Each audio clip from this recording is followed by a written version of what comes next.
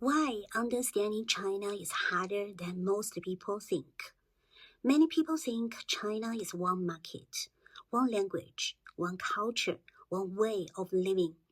On the surface, that sounds reasonable, but in reality, China feels more like several very different worlds living under the same name. And that's why understanding China is harder than most people think.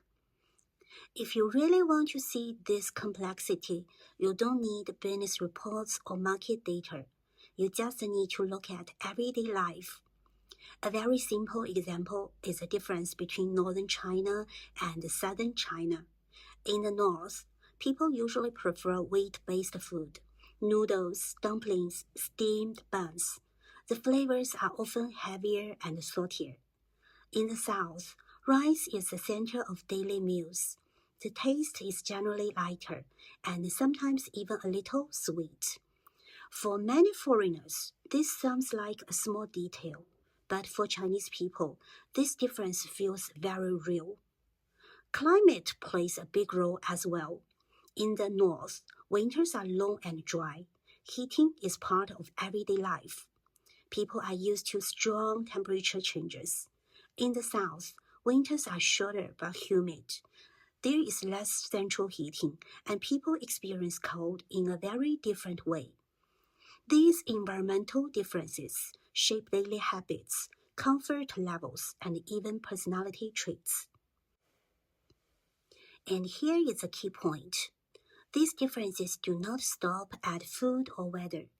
They influence how people think, how they communicate, and how they respond to products, brands, and even ideas. A message that feels clear and direct in one region might sound too aggressive in another. A product that feels practical in one place might feel unnecessary somewhere else. Even the idea of quality or value can be understood differently depending on where you are in China. This is where many global businesses struggle. They assume that once something works in China, it will work everywhere in China. But very often, there is no single China strategy that fits all regions. What works in one province may fail completely in another. So when people say they want to enter the China market, the real question is not how big is China.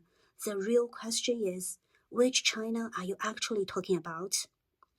Understanding China means accepting complexity, resisting oversimplification, and being comfortable with differences that don't always follow clear rules. That's why understanding China is harder than most people think.